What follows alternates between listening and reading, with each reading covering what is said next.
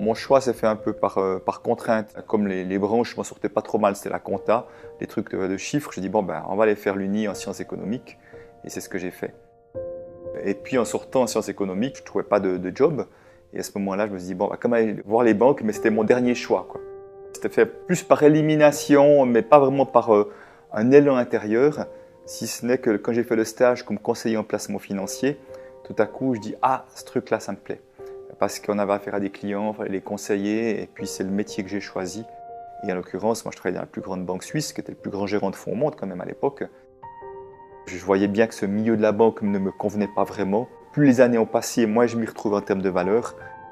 Ça a duré 17 ans, trop longtemps dans le sens qu'il y a eu un moment où je suis allé plus loin où j'ai perdu l'envie. J'ai vu une évolution, mais je veux dire même une révolution dans ce métier-là, dans le sens qu'au début, on était en plus une bonne équipe, on était vraiment au service du client, on trouvait des solutions, donc on était vraiment une équipe là-dedans. Et puis plus les années ont passé, plus le client a été mis gentiment de côté pour finalement qu'il n'y ait plus que des chiffres et des objectifs. C'est pas comment tu vas mieux conseiller ce client-là, c'est comment on peut gagner plus de pognon avec ces 10 clients-là, parce que c'est là, on ne gagne pas grand-chose dessus. Et c'était vraiment Big Brother, quoi. Un contrôle, on pouvait contrôler à peu près tout ce que tu faisais, et puis tu as quoi, on te dit, ben, c'est les 45 premiers ils ont un bonus, et les 45 suivants, ils ont 0. Il y a plein de gens qui avaient vraiment un bon fond, mais qui étaient comme prisonniers d'un système, comme je l'étais pendant un certain temps, et en fait, la vraie prison, c'est qu'ils pensent qu'ils n'ont pas de clé à l'intérieur, qu'ils n'arrivent pas à en sortir. Parce que plus tu fais longtemps un métier, plus tu crois que tu n'es pas capable de faire autre chose. Ça, j'ai vraiment vu ce piège. Et c'est ce que la plupart faisaient. Et plus les années avançaient, plus je voyais des gens malheureux. Peur du rejet, peur de l'échec, c'est vrai, ce qui fait que beaucoup de gens restent à un endroit qu'ils n'aiment pas parce qu'ils ont peur d'essayer et d'échouer. Mais après, tu as aussi la peur du regard des autres. C'est bien une des plus grandes peurs qui existent. Et le regard des autres, souvent, c'est ses parents, même à mon âge, hein, ses parents ou ses proches, etc., les meilleurs amis. C'est-à-dire que par peur de la solitude, avec la peur du vide derrière ou je ne sais quoi, combien de gens vont faire entre guillemets n'importe quoi, même être mal accompagnés pour ne pas avoir à vivre ça, quoi. Ça, c'est impressionnant de voir que tous les signaux montrent qu'ils ne sont plus au bon endroit, ils y restent quand même par peur de la solitude.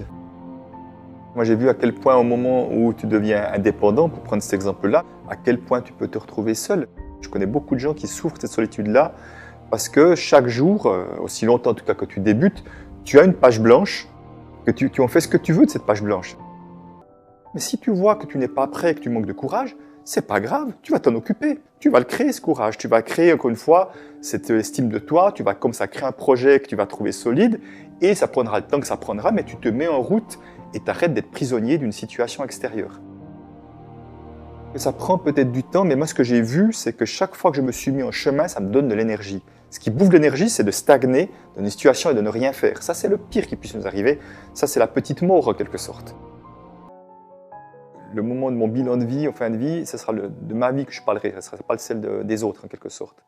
Et nous oublions trop souvent, parce que nous n'avons pas appris d'aller à l'écoute au fond de soi, dire mais c'est quoi que j'ai envie de donner? C'est quoi ma contribution unique au monde? C'est quoi qui me donne l'énergie, qui m'anime au plus profond de moi? Certains diront aller toucher à son essence, certains parleront d'âme, c'est égal les mots que chacun va utiliser en quelque sorte. Un de mes changements d'emploi que j'ai eu, ça a crié tellement fort au fond de moi, mais c'est vrai, il y a une force qui est venue à l'intérieur de moi qui a dit mais tu n'en peux plus, tu te racontes des salades depuis des années de croire que ton job ça va parce que tu te racontes des histoires pour tenir le coup. Mais au plus profond de moi, ça a crié tellement fort que là, j'ai compris que c'est une question de survie. Si je ne bouge pas, je vais crever à petit feu, quoi. Et ce qui est incroyable, et il y a plein de personnes qui me confirment ça, ce que j'ai vérifié moi-même, c'est qu'au moment où on se dit ce oui et qu'on ouvre, il y a des rencontres qui se font, ce qu'on appelle les coïncidences. Il y a toute une série de choses qui arrivent à moi qui fait que mon chemin, il va se faire comme ça, sans que j'ai besoin de savoir les 10 prochains pas, parce que les pas, ils arrivent au fur et à mesure. Et ça, il y a quelque chose qui paraît magique, mais qui se vérifie encore et encore. En fait, les problématiques avec l'argent, elles sont extrêmement diverses. C'est-à-dire que tu auras des gens qui ne manquent pas d'argent, mais qui ont tellement peur de manquer qu'ils n'arrivent pas à le dépenser, hein, ou qui cherchent à économiser toujours plus. Tu as ceux qui dépensent leur argent, un peu des Lucky Luke de la dépense en quelque sorte. Tu as ceux qui, au contraire, ils galèrent financièrement, ils sont incapables d'en gagner. Ils galèrent alors qu'ils sont pleins de talents, pleins de dons, mais ils n'arrivent pas à faire entrer l'argent. Donc, les situations, si tu veux, elles sont complètement diverses et diamétralement opposées. C'est parce qu'en fait, chacun, inconsciemment, pour la très grande majorité des personnes, projette quelque chose sur l'argent. Si je pense comme moi que l'argent, c'est la sécurité, je ne vais pas me comporter du tout de la même manière avec l'argent si je pense que l'argent, c'est la source des problèmes dans le monde. C'est comme si l'argent se méritait contre de la souffrance. Car les expressions ont gagné son pain à la sueur de son front, tu vois. C'est comme s'il fallait en baver pour mériter, parce que le grand piège que je rencontre très régulièrement, ce sont des gens qui disent « j'ai tellement de plaisir dans ce que je fais que je peux difficilement demander de l'argent en contrepartie ». C'est comme si avoir du plaisir dans son activité professionnelle, c'était encore malheureusement tellement rare et tellement énorme que si en plus je gagnais beaucoup d'argent, ça serait presque indécent, voire obscène vis-à-vis de ceux qui souffrent et eux, ils méritent effectivement de l'argent en contrepartie. Tout dernièrement, dans un atelier, il y a un gars qui me disait, qui arrivait en disant « j'ai une croyance très claire, c'est que dès le moment où on a beaucoup d'argent, on est malhonnête. Et je ne pense pas que tu arriveras à m'enlever cette croyance-là. » Je lui dis comme ça, très intuitivement, je dis « mais est-ce qu'il y a un livre vraiment qui te plaît particulièrement ?» Il dit « ah oui, Trois amis en quête de sagesse, Mathieu Ricard, Alexandre Jolien, Christophe André. J'ai adoré ce livre-là. » Je dis « donc on est d'accord que ce livre-là, tu trouves qu'il est vraiment utile ?» Ah ben oui. « Donc s'il se vendait à des millions d'exemplaires, ça serait génial. » Ah ben oui. Donc plus il y aura de gens qui l'auront lu, mieux ça sera, mieux la société se portera. On est d'accord. Je dis « oui. » Donc s'il se vend à des millions, des dizaines de millions d'exemplaires, ces gens seront tous millionnaires. Donc ce sont des grands malhonnêtes. Et il me regarde, il me dit « c'est bon, tu as gagné. » Sa croyance venait de s'effondrer à ce moment-là parce qu'il voyait effectivement qu'on pouvait gagner beaucoup d'argent sans avoir fait quelque chose contre les autres, etc. Ce que je vois qui fait vraiment une différence, c'est vraiment à quoi j'ai envie de contribuer.